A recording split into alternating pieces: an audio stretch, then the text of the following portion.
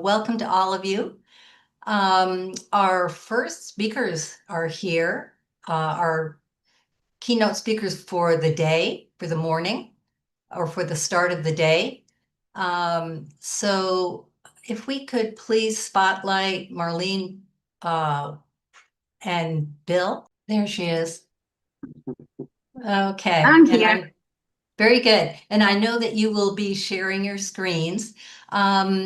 I will go ahead and do an introduction, and then you can get started. How's that sound? Fantastic. Thank you. Okay, very good. So at this time, we're ready for our keynote speakers at the Climate Healers Vegan Convergence of the Peoples, VCOP26, Bill Tara and Marlene Watson-Tara. Bill Tara and Marlene Watson-Tara are internationally respected authors, educators, and co-founders of the Human Ecology Project, bringing together over 100 years of combined experience, teaching macrobiotics, natural health, and holistic living. Through their books, teacher training programs, and educational work across more than 27 countries, they have inspired thousands of people to embrace whole food, plant-based nutrition, compassionate living, and a deeper understanding of the connection between personal health, ecological sustainability, and the well-being of all life.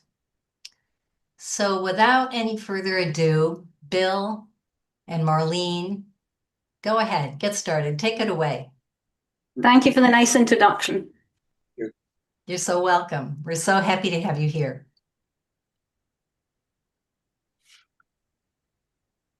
Bill, you're going to share the slides, right? Yeah, will do.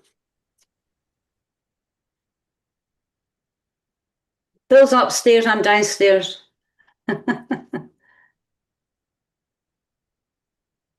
Oh, you need to go way back. I know. It jumped forward on me.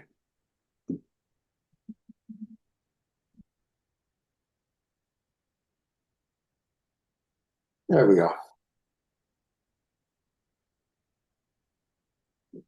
Oh, it went back off. No, it's on my screen full. Oh, it's not on mine. It's visible. Yeah, we can see it. Huh. Yes, we see it. Why is it not on mine? That's bizarre. Why do these things happen? We do this all the time. Okay. Okay. It's all part of a plot. Part of the plot. I think you're trying to wind me up. Okay, I'm just going to have to put mine on this slide because all I can see right now is you and me, nothing else. Oh, really? Yeah. Oh, that's all right. Don't worry. No, just on your top right, you'll see a little button next to the extreme top right, like a dock or something. And then when you click on that, you'll be able to change your view to standard view. Oh, it's jumped over. I see speaker gallery. Yeah. What view do I want? Gallery? First one. No. Standard. Standard. I don't have one that says standard. Are you noising me up a bit? Does it say orator? No, speaker gallery, dynamic gallery, multi-speaker. No. How about you do the first, the side-by-side speaker one? See if that works. Side speaker. I have no idea what's going on. I have never had a trouble with this in my life before. I'm on side-by-side speaker and it's still not there. Okay, never mind. I'll just put the slides up. I have them on my iMac anyway, on the desktop here. So I'll just look at my husband's lovely face while I'm speaking. Okay. Anyway. Pardon? Then something went with mine. There we go. Okay. Okay, so we're so excited to be here. And the reason being, well, many reasons, but the reason being, number one, is the world is on fire. We all know this, right? And Bill and I say to everyone who crosses our path, people are sitting around discussing the dust in the corner of the room instead being up and out and taking action. And this is why we continue to do what we do every day, because we're trying to waken the world up. And we do that through two things. serving delicious vegan food, and continually to share our educational workbook videos in schools, colleges, universities, and communities. So we want to get into a little bit with that to you today. So oftentimes people ask us, what is human ecology? And the simple answer to that is that it's a study of the way that human beings relate to the environment that they live in. And it's not just the natural environment, but it's also the built environment. It's also the social environment, the family environment. So when we study this, we put food as a central issue. And the reason that we do that is because that's the way that evolution happens. That's the way that everything evolves in the world. We take in energy from the outside and we transform it, and we express it back out into the world. And there are 4 areas that we're particularly focused on. One of them, of course, is human health. Healthy people are going to create a healthy planet. We believe that very much, and so that's something that people are very interested in. The second is ecology, and of course, Climate Healers is very focused on that issue and what's happening with the environment as a whole. The third is society. We live within a society, and how do we create health within the society as well as health within the individual? And the last but not the least, certainly, is our relationship with the animal kingdom. How do we relate to those creatures that we share the planet with? So, of course, understanding that whole thing for me, from a very young age, when I was a teenager, I really connected with the fact that I could see these lambs being taken away after they'd been playing like puppies in the field. So veganism has been a huge part of my life in the last 40 years in particular. And we connected with our friend Gary Francione, who does amazing work in the world about veganism, his abolitionist approach. And that's the approach that Bill and I always teach our students. So it's about animals for me. It's about what we owe to the animal world, what we've done to them. And here you can see me with pigs. And we were working and teaching in Galway in Ireland for a few years. And these farmers came to our workshops, not because they wanted to go vegan, but because they all had health problems. But after they fixed their health and really made the connection, they went vegan. And then, Bill, if you can talk about that photograph there of you yesterday when we were out cycling. Yes, that picture on the top there is, we go cycling every day with the weather permitting, and sometimes with the weather not permitting, and as well as walking. And around our area, there are a lot of sheep farms. And in the background there, you see a herd of sheep that are out in this field. This field looks like it's in the desert. The grass is completely parched and grazed down. And the interesting thing is that there's no shade trees planted so that the animals can find relief underneath them. And sheep particularly don't drink a lot of water, but they're very dependent on having green vegetation to eat. That's where they get their water from. And as you can see, there's absolutely no green water, no green vegetables anywhere to be seen in the picture. And so they're living out there in being damaged by their health. So, Silas Rao, he is the man responsible for Together Around Food and bringing Bill and I out to the US. When we first met Silas quite a few years ago, he came to have lunch with us here at home. We were discussing the possibility of doing many projects together. And Silas said, Marlene, if the world could eat your food, they would go vegan. And this is coming from Silas, not from me. So when the Together Around Food project arose, Silas said, would you and Bill come and work with the team that are going to be cooking the food along with you and design the menus? And of course, anytime there's an opportunity for me to feed the world, I'll go anywhere. The pleasant surprise, of course, was that I didn't realise that the team didn't really speak English. So I had to learn Vietnamese very quickly while I taught them how to speak Scottish. We had the best time in the kitchen, but anyway, we did manage to achieve putting out over 3,000 meals, and people came back every day because the food was delicious. I think that's really important because that's the thing that brings people back. If the food is vegan food and it makes sense to them in terms of their health, in terms of the environment, and it's also delicious food, that's when they stick with it. Now, we use a lot of ancient wisdom in our teaching. In fact, there are three pillars to the way that we approach our problems. One is ancient traditions, the wisdom traditions as labeled by the United Nations. The second is conventional nutritional science. And the third is common sense. And the reason that we use ancient wisdom a lot is because it represents 3,000 years of development of human wisdom in terms of relating to the food that people ate, their relationship basically to the environment that they live in. And it's interesting to note that the further back you go in history, the more you see that the origin of medicine was really in the kitchen. It was about what we call kitchen medicine. In fact, one of the oldest texts in Chinese medicine is called Dr. Yin's Book of Soup. So that was the original. Or if you look at the work of Hippocrates, any of the ancients, it was all about food in the beginning. And that's where we have the food doctors. And it's all aimed at creating balance with nature, creating balance with the circadian rhythms, the seasons, the personal needs that people have. That's when you get down into the basis of it.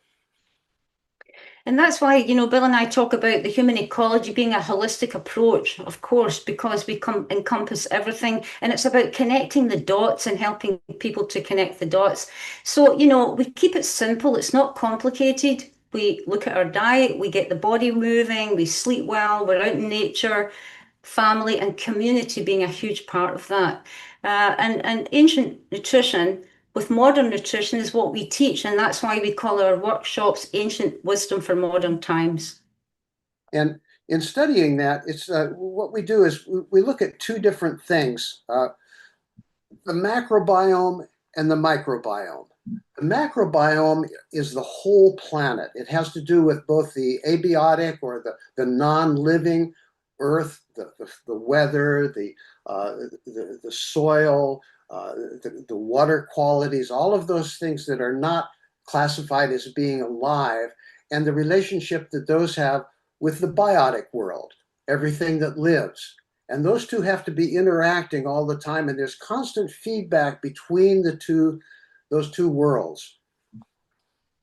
And if you think about the microbiome, it's a collection, as you know, of fungi and bacteria and everything that lives in our little intestinal tract, which we'll talk a little bit more about further into the slides. But we have a fun workshop we call the Microbiome Makeover, because people's biome is so ill, and that's what's wrong with the disease in the world. So Bill and I have a way of teaching that is kind of like Walt Disney, but not in a condescending way, but we make it so simple that a 5-year-old can understand it. And the problem that we're having in terms of both the social, environmental, and the health problems is that we're trying to adapt, and that's what nature is all about. Nature is about adaptation, and that's what evolution is all about. And we have a real big problem now because we are trying to adapt to what we label as the synthetic world. The synthetic world is the world that's made by the hand of man. It's not the natural environment. And the problem is that we are built around the natural environment. And that's when we operate the best, is when we're in synchronies with the natural environment. And we're trying to take a round peg into a square hole here because we're trying to adapt to a world that we're not built for. Yeah. And this creates toxicity, and it creates rebellion in the gut. And in the words of Hippocrates, one of his most famous sayings were, all disease begins in the gut.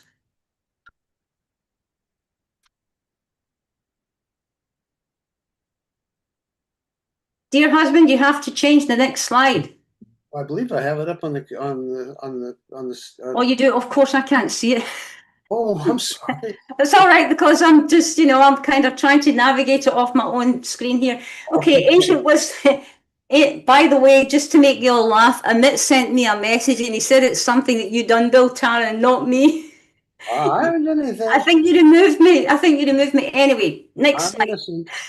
Ancient wisdom in the microbiome.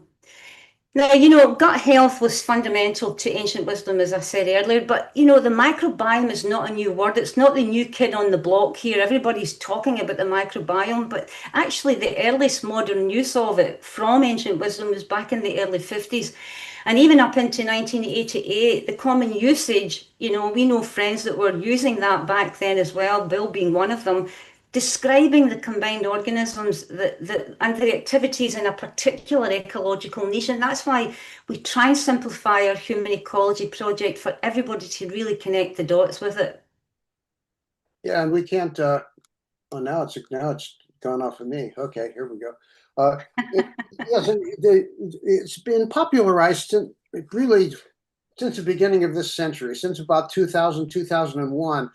People started becoming more and more interested in the microbiome. And it's important to understand what it is and where it is, because oftentimes it's referred to very generically. We have a biome all over our body. In other words, the biome exists on the surface of the skin, it exists under our fingernails and our ears. But the important part, the most important part, is what lives in the gut. And this is where the ecological community of commensal and pathogenic organisms live. These are organisms, including bacteria and virus and fungi, which are commensal, which means that they are beneficial to us, as well as pathogenic.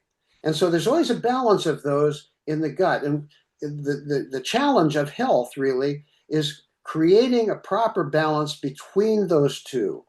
What's happening in the balance between them? And that is fed primarily by what we eat.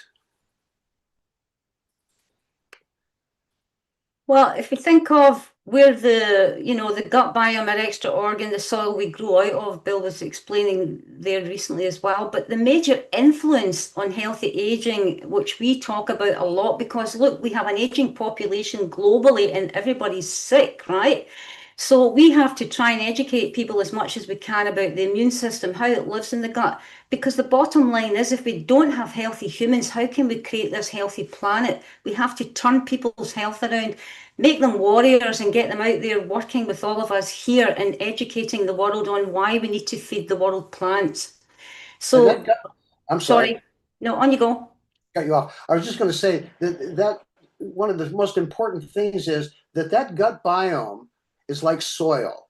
It's what we grow out of, but it requires particular constituents in order to be its best and be most productive of health. And that requires biological diversity. So that means no matter what kind of diet you're eating, you have to make sure that it's getting everything that it's needed. And one of the primary requirements is plant fiber. Yeah. And that's one of the reasons why eating an animal source diet doesn't really work, particularly now in modern times, because there's no plant fiber in animal food of any kind. And so it's required that we're eating a plant-based diet.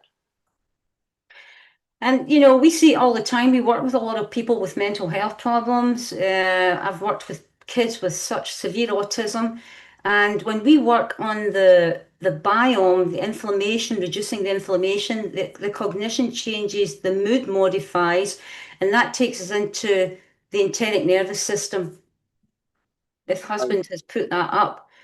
So if you just think about this for a second, the body is such an amazing organism. The abdomen, a living network of between 400 and 600 million neurons.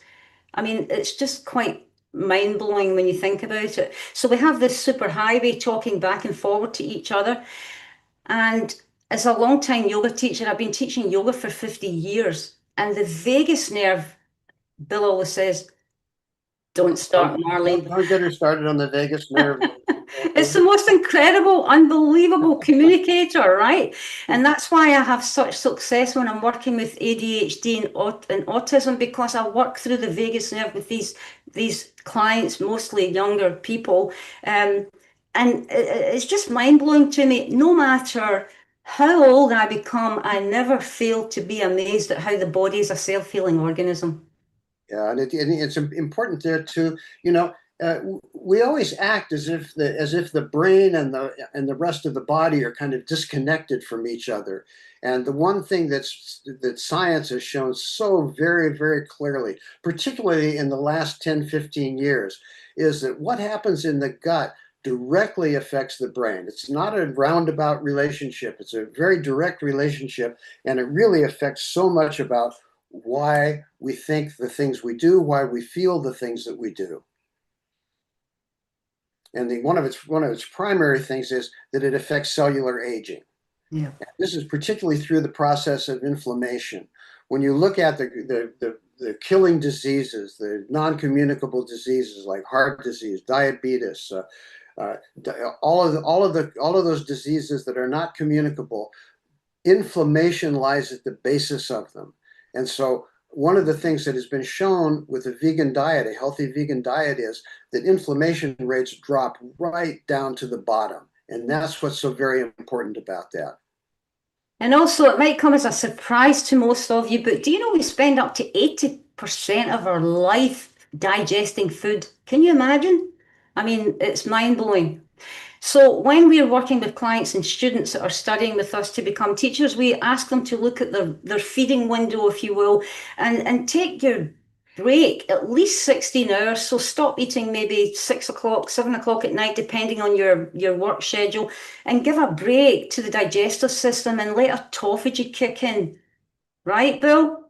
Yeah, you know, when we're having problems with our computer, oftentimes people say to clear out the cache, you know, and you have to clear out all of the junk that's in your computer so that your computer operates more efficiently. And that's exactly what it happens when you use those 16-hour feeding windows. Yeah. When you're not digesting, that's when the body starts to do house cleaning, and it gets rid of what we call zombie cells. These are cells that are living and they're within the body, but they're not contributing to anything. And they need to continually be cleared out so that the body is running more efficiently and effectively. And this is what strengthens the telomeres. And the telomeres, as you all know, are these little shoelaces right at the end of your chromosomes, right? And you want to keep them long. You don't want them fraying and becoming short. And I know I'm going on a lot here about aging, but that's the type of work that we're doing right now with a lot of communities. We're seeing so many people. I mean, I'm 70 next year. Bill's 85 in his next birthday. We're old people, if you will, but we're like teenagers, right? So we go into these community groups, and a lot of them, most of them are younger than us, and they've all got so many ill health and things wrong with them. So in case you think, wow, you know, they're hammering aging, but we do have, especially in the UK, there's a huge problem with aging population here. So we got to teach people about that. And the mitochondria, the same thing. I'm working with clients right now who are on the sofa. They can't get up till midday because their mitochondria is like zonk. It's like you need to charge the batteries.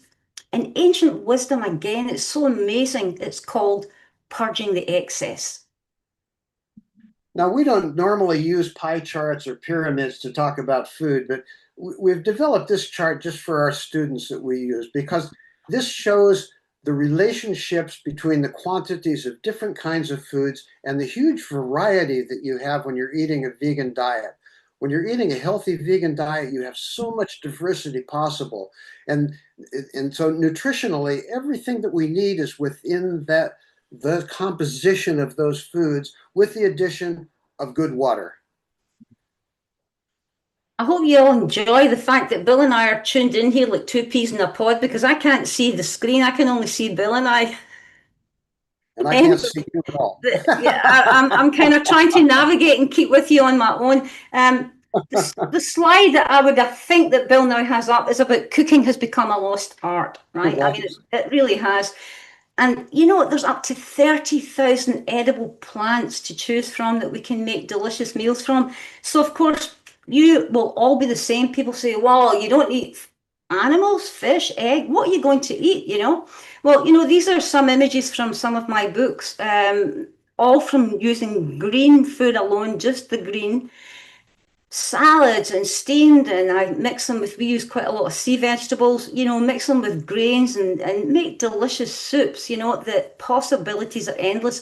And of course, I am very lucky because of my studies with Oriental medicine. I studied way back to be an acupuncturist, but the food for me is what's driven my life's work, because you got to fix the problem from the inside out and not from the outside in. So I learned Food and the Five Tastes, which is a very genius way, if you don't mind me saying, cooking with sweet, sour, salt, bitter, pungent.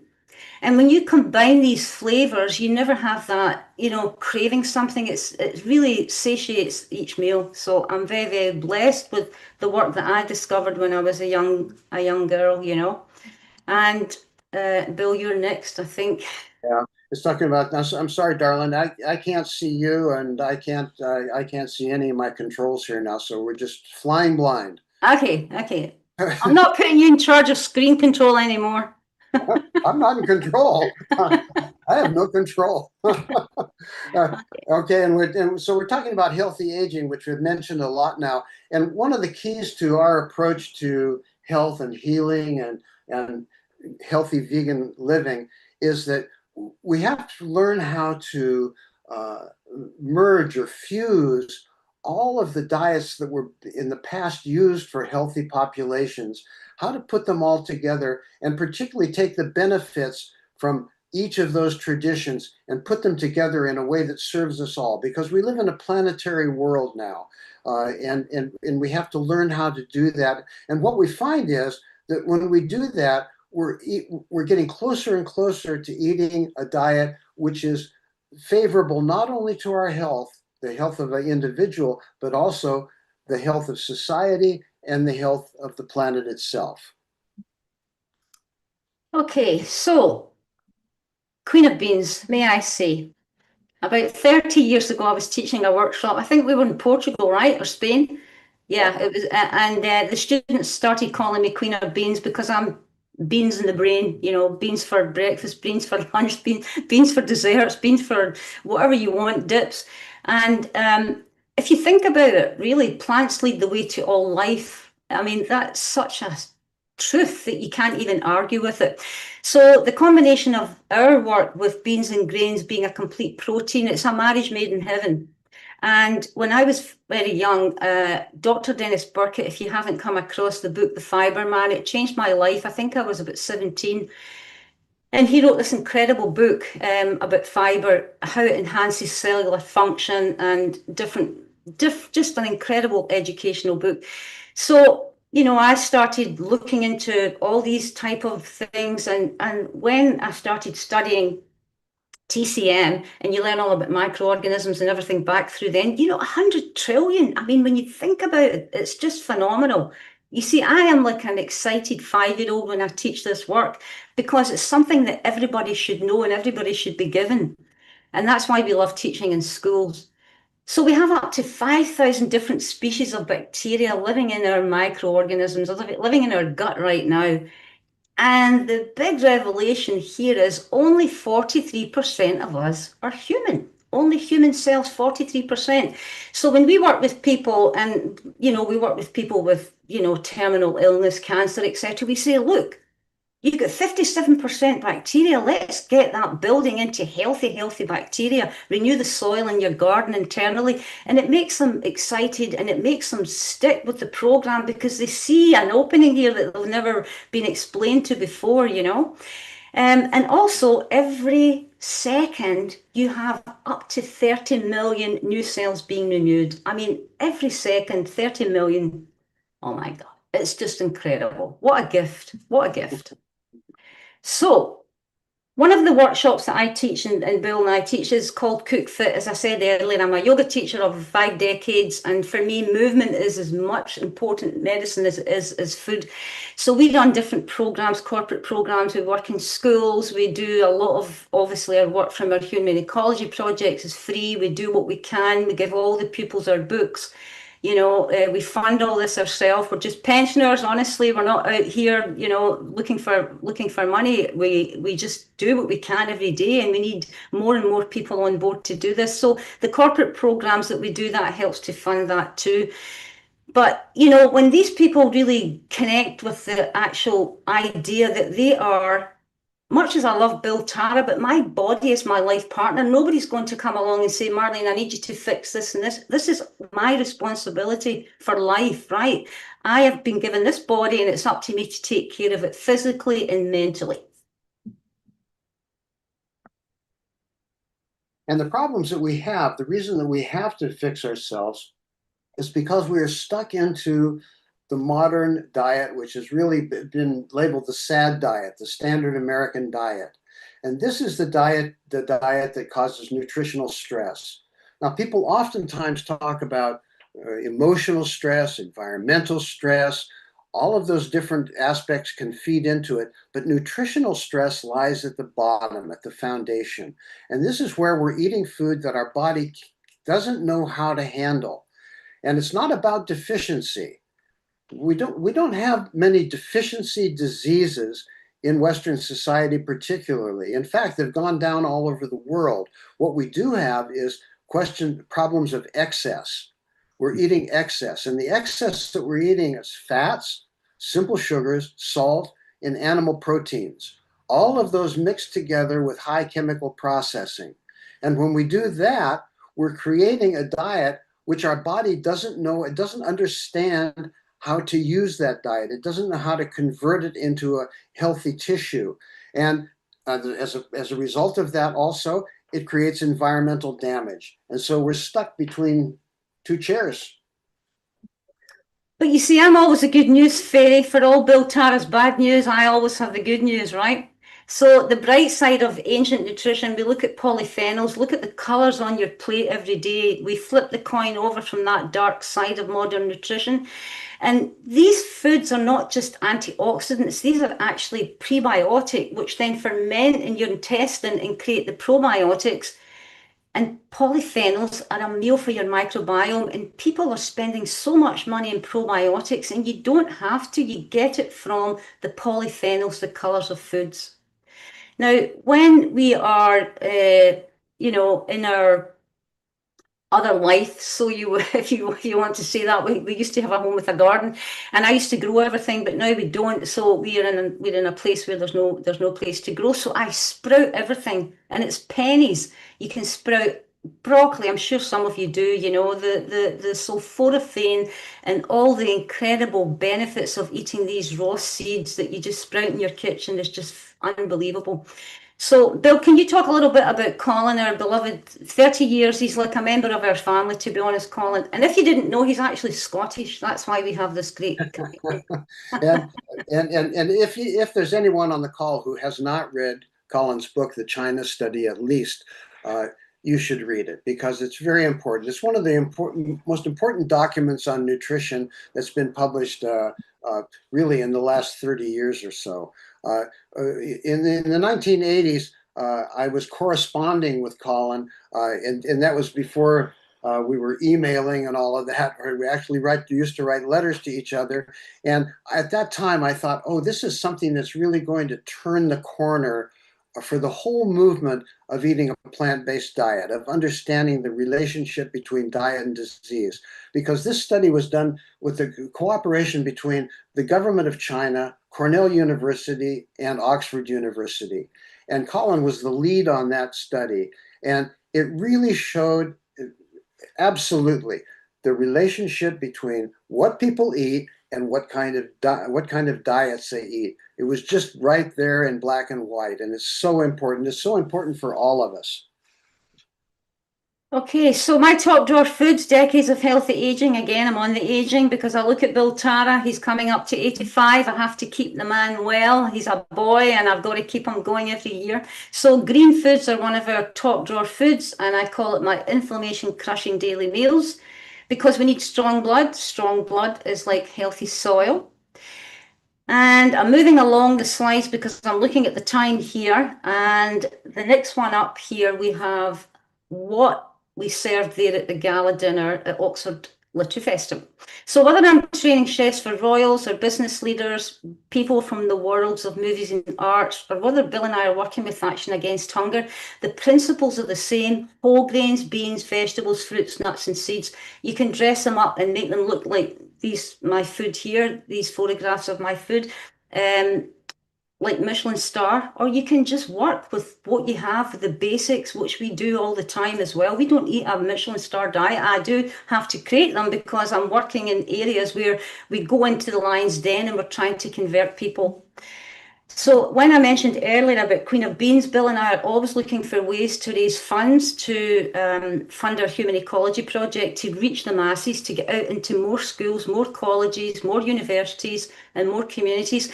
So I'm currently in the process of looking for the person or the people in the world who wants to get together with us and bring this brand of food, Queen of Beans, which then percentage sales would go to the human ecology project. Bill, I'll let you back in 1 minute. Amit's telling me to move on.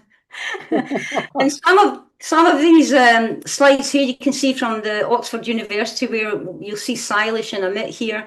I did have Krishna somewhere, but I don't know where she's gone. She was in one of the photographs. So every year, this is the 4th year I'll be doing this. Now, it might not seem much, but trust me, this event has been running for 30 years.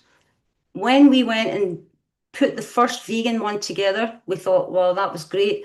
Then the second one, I was invited back, the third one and the fourth one. So this is speaking volumes to us, because none of these people that come every year, there's different people from all over the world, hundreds of authors, and they're enjoying our vegan menus, my vegan menus every time. So I'm just saying that each year we get more excited about growing this to as big as possible.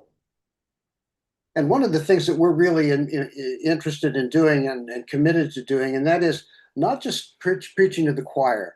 Yeah. You know, we do those Oxford events, and it's great. We get in front of people who, some of them never heard of veganism, some of them who have only heard negative things, and it's an opportunity to speak to people who are not already committed to that change. And the same is true with the school projects. You know, in these photos, this is Marlene and I teaching in schools, and Marlene does cooking classes with them, and we do lectures with them. A group of boys that I'm talking to there, some of them are interested in becoming vegan chefs. The girls down in the corner were part of a project where they were going to use their graduation project by using Marlene's recipes. And so it's a fantastic way to introduce new audiences to things that we've seen in the past. And this is a very important aspect of this too, is the fact that now, when I started 60 years ago, becoming interested in food and the relationship between food and ecology, there wasn't a lot of conventional research that was out there. There was research, and it was old, and there were a lot of studies that were done, but they were mostly buried, and that has changed so much now.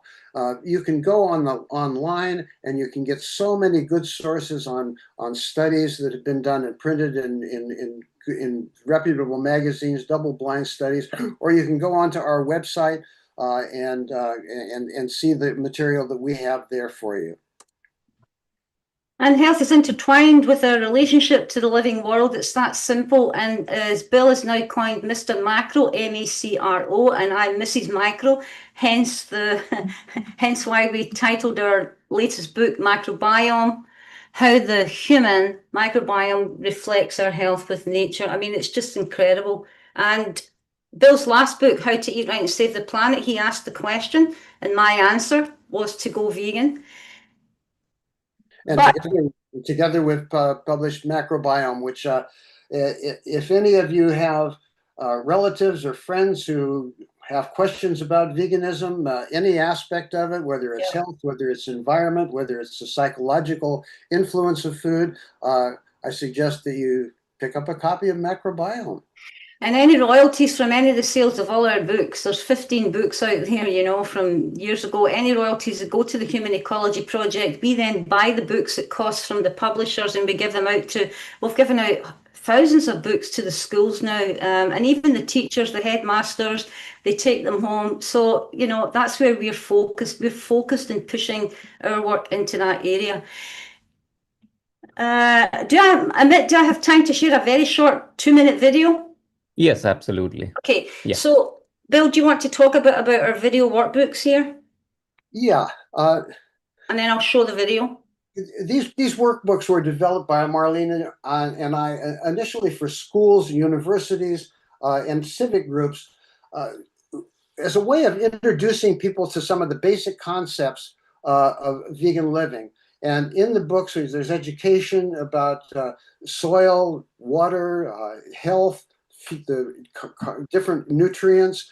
Everything is there, and each workbook has references to so that people can study more deeply if they want to, and also a short video. And so I'm just going to show you now a short video that gives you a survey of what those books are about.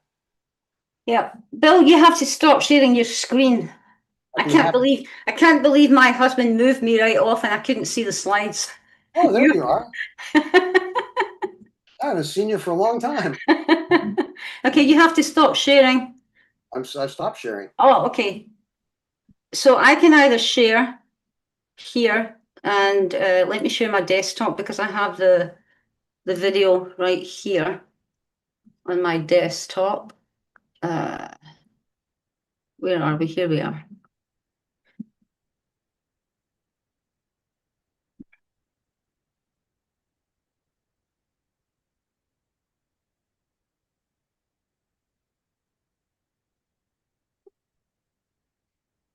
There are so many aspects of the natural environment that we acknowledge are essential, but we're choosing to neglect.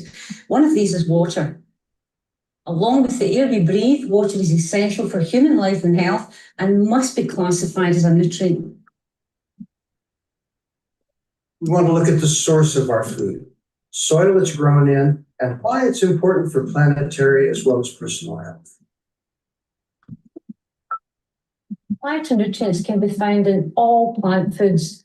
Every plant has them in abundance. It's essential to give your body excellent daily nutrition to keep your immune system healthy. And Marlene, wait, let me play it. We can't see it. We can see The oceans and the WhatsApp. life they contain are a great mystery to us. Our lack of understanding You can has stop not sharing. stopped I'll share my Ah, screen. okay. dramatically changing the very composition of the seas. I have stopped. Yeah, just give me a moment. I'll pull up the video. There are so many aspects of the natural environment that we acknowledge. It's playing somewhere else. One of these vertical energy supports along the Still playing. Water is essential for human life and health. Choices are one of It the must be classified. Yeah, now it stopped. No, I just muted Marlene temporarily. Oh, you did? Hopefully- Oh, okay. Yeah, hopefully she can solve it in the meantime. Yeah, okay. Thanks, Alison. Yeah, I'll share my screen.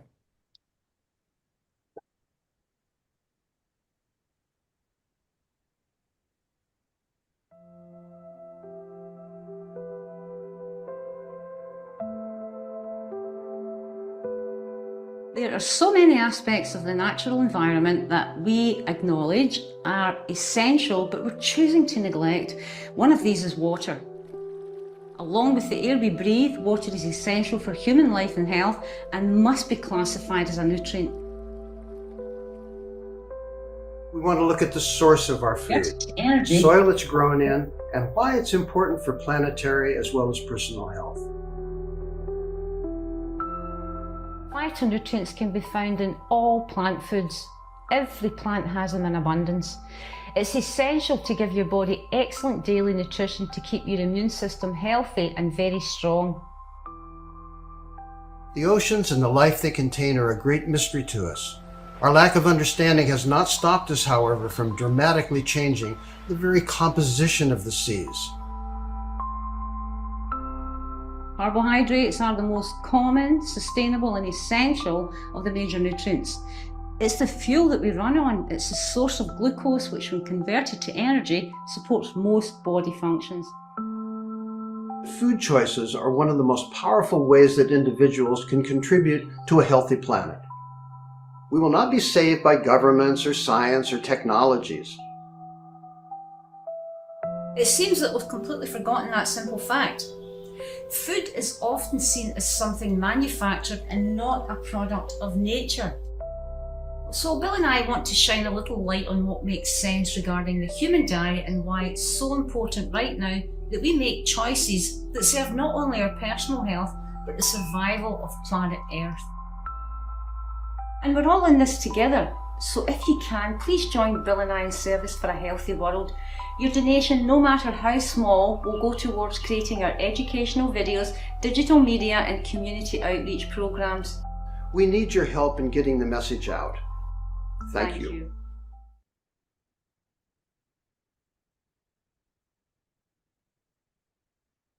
Beautiful.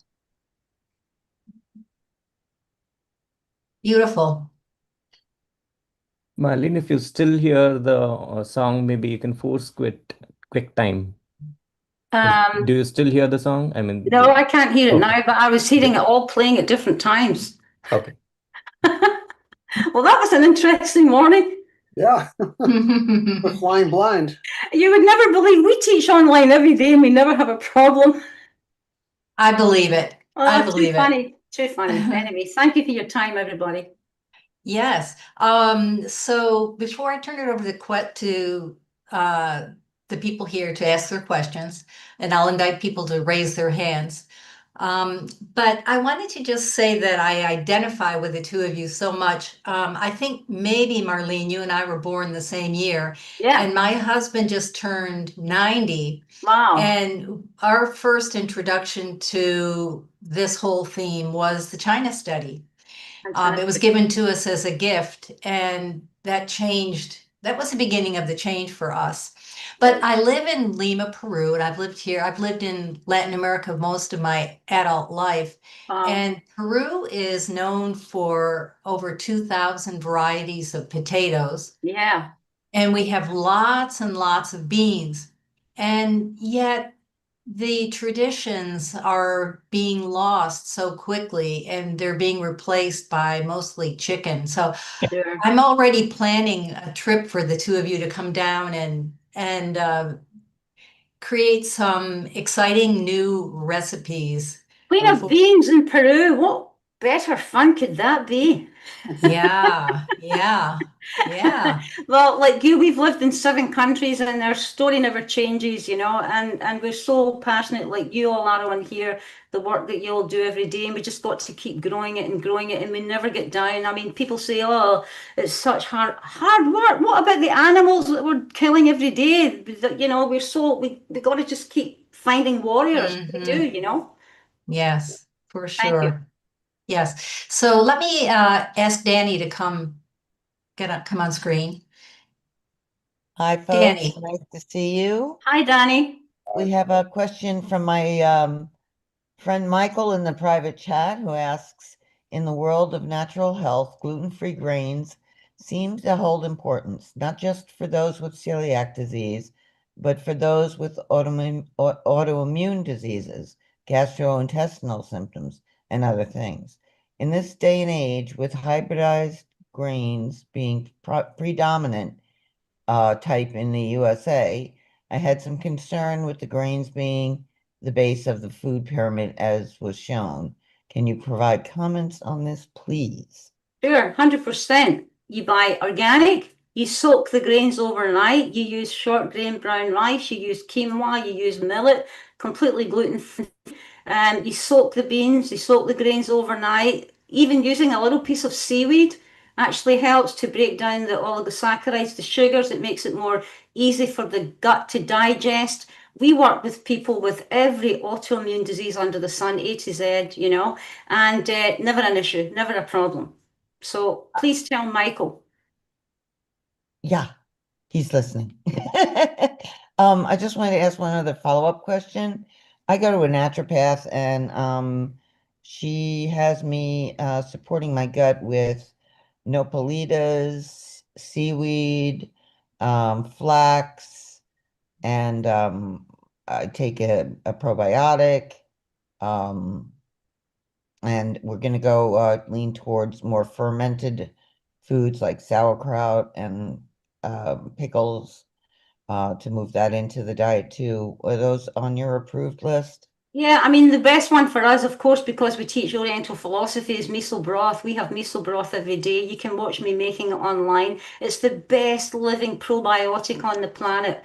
You know, the digestive enzymes alone in it are incredible. I mean, Bill will tell you, even on when students or clients come on our retreat programs, Danny, the first couple of mornings, they can't believe the difference, even up maybe first, second, third day of what's happening in their gut just by changing and having miso broth, steamed greens. You might think, what for breakfast? Short grain brown rice, phenomenal. So we don't ever use supplementation. The body knows what it needs from all the foods that, you know, the world has. We have 30,000 plants.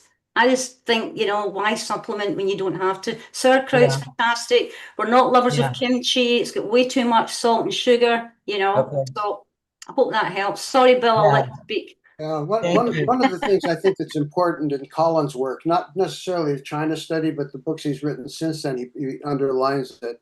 And it's an area where Marlene and I really found a friend, and that is that nutrition, modern nutrition, has become overly breaking the food down into components. It's almost like it's a science project.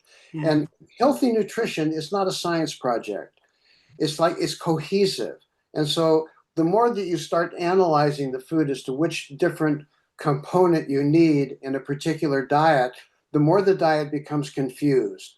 A good, wholesome, natural foods diet, a diet that's comprised of only vegetable foods, well cooked, this is important, well cooked and well prepared, like in other words, in terms of soaking, in terms of cooking, those things, the body knows how to put those things together.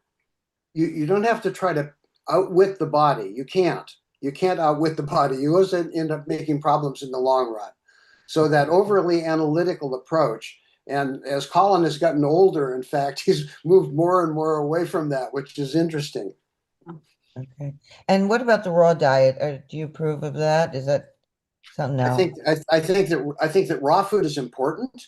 Yeah. But building a diet around it, particularly if you're living in the modern world where there's exposure to lots of contaminants in the environment, where you're living, oftentimes people living in front of a screen, you want to have good, solid food. And what cooking does is cooking makes the nutrients more available.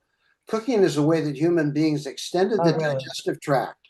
We softened the tissue of the food so that the nutrients were more available. And so, of course, you can overdo that and cook all the goodness out of a food, but you want to make sure that that food is well prepared so that you can absorb it, particularly if you have any gut issues. Okay, thank you. And there's one last question from, Michael. It's just briefly, yes, are there different lines of thought on how vegan macrobiotic diet is done, or is there one or two versions that are nearly the same that are what people follow? Well, I mean, sorry. Our nutrition is inspired by macrobiotics.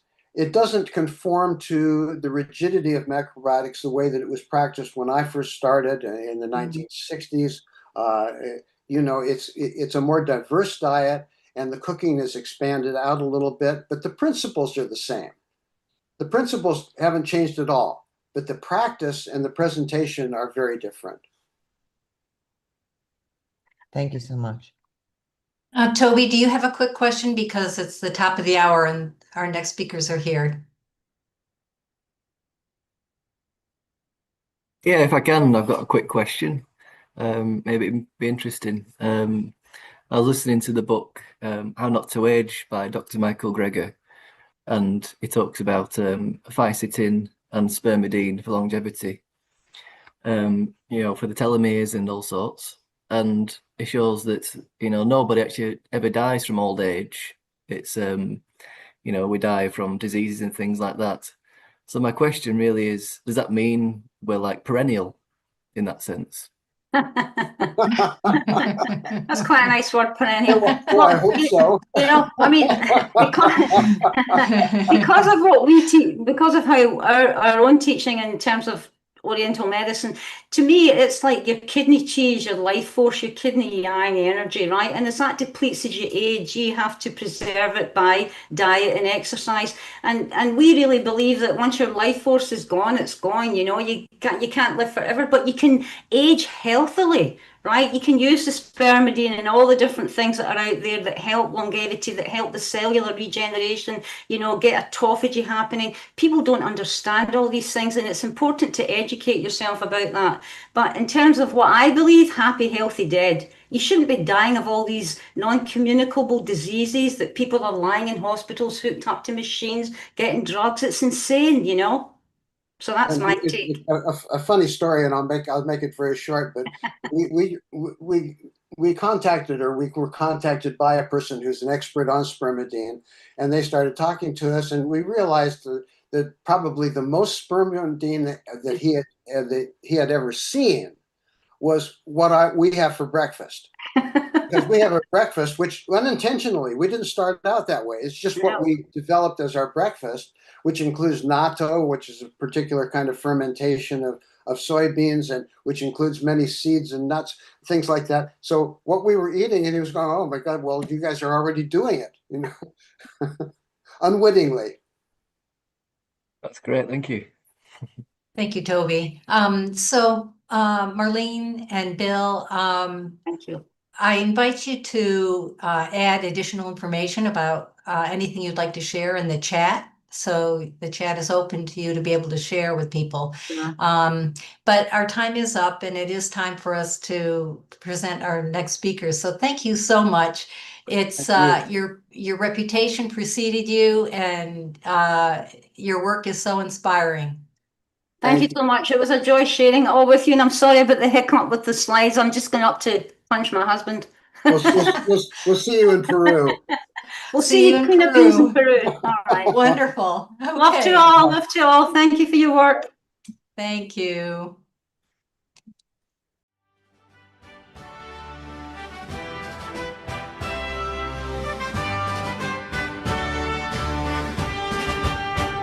The earth is calling soft and clear, not with judgment, not through fear. She whispers through the wind and trees, remember who you're meant to be. We are not divided souls, but living parts of greater wholes. Every heart, every nation holds a piece of worldwide resolution. We have remedies beyond survival, beyond the stories of denial. 1,000 pathways join as one. The healing has already begun. We have the remedy for compassion revolution, peaceful collaboration, a worldwide resolution. Loving guidance lights the way. Hope for humanity begins today. With loving kindness, hand in hand, together we restore the land. True nature lives in every seed, in every generous word and deed. The rivers, forests, skies and seas reflect the peace we choose to breathe. Spiritual embodiment, a living sacred testament, not escaping from this earth, but honoring her endless worth. Sacred restoration, hearing every generation. The birthright to existing in freedom, shared by every life beneath the sun. Beyond our borders, beyond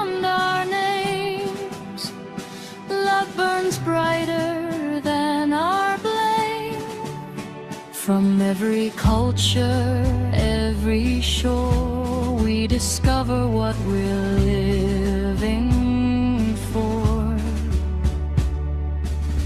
We have the remedy for compassion revolution,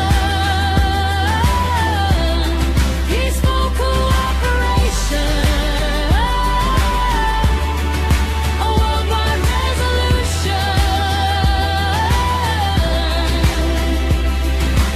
loving guidance in our hands, healing hearts across the lands, living fully in our true nature, choosing love instead of danger, spirit restoration,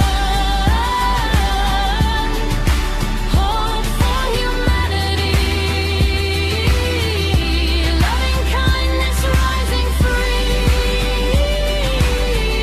a future we were born to see. The answers bloom in every heart when fear and separation part. The earth remembers